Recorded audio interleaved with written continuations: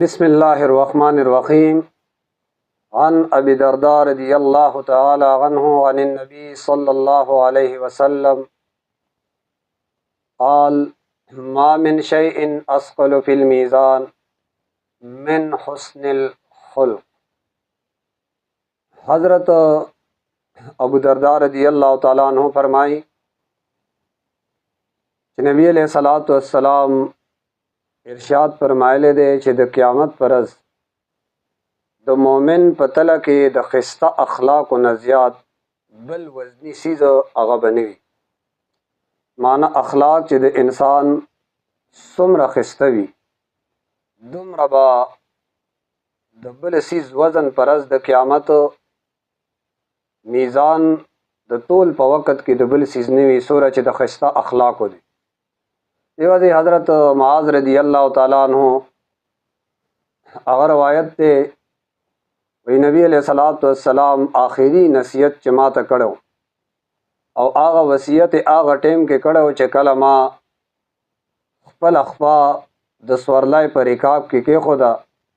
نبی علیہ السلام راته وی معاذ خلق سره اخلاق خسته ساته.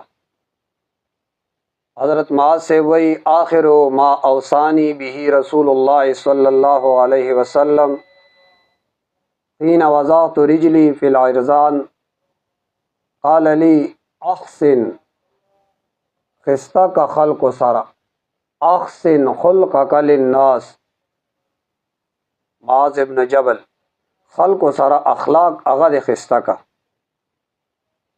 دیو جنا حضرت مالک رحمہ اللہ فرمائی ما ته د حدیث را رسیدلی دی چې نبی علیہ السلام فرمایلی دي چې زه خسته اخلاق مکمل کولو دپاره را لیږلی شویم. بعثت معلما یا بعثت لاتمم حسن الاخلاق. د دې دپاره دنیا ته را لیږلی شویم چې زه څه وکړم خسته اخلاق داغه مکمل کولو د فار زرا لګل شوی.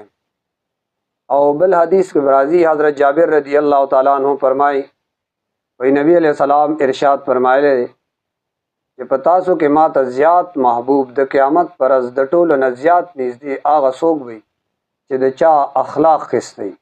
ترمذی دا روایت ذکر کړی دی د جابر رضی اللہ تعالی عنہ نه ان رسول الله صلی الله علیه وسلم قال ان من احبکم الی و اقربکم منی مجلسا یوم القیامت احاسنکم اخلاقا. چې د چا اخلاق خستی نو بس دا ما تر ټولو نه زیات ټولو نه زیات محبوب دی دغه انسان.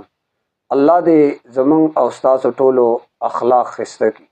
څومره چې زمونږ ستاسو اخلاق خسته خلکو سره نرم انداز سره خبرې کوو نرم انداز سره خلکو سره ملاویږو پړون تندی باندې دام صدقه ده کنه خپل مسلمان رور سره پړون تندی باندې ملاو شي دام بهترین صدقه ده.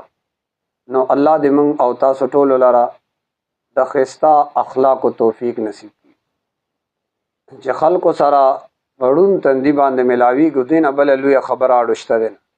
الله دې موږ او تاسو له په دې احادیث مبارکو باندې د عمل توفیق نصیب. صلی اللہ تعالی علی خیر خلقہ محمد وعلی آلہ واصحابہ.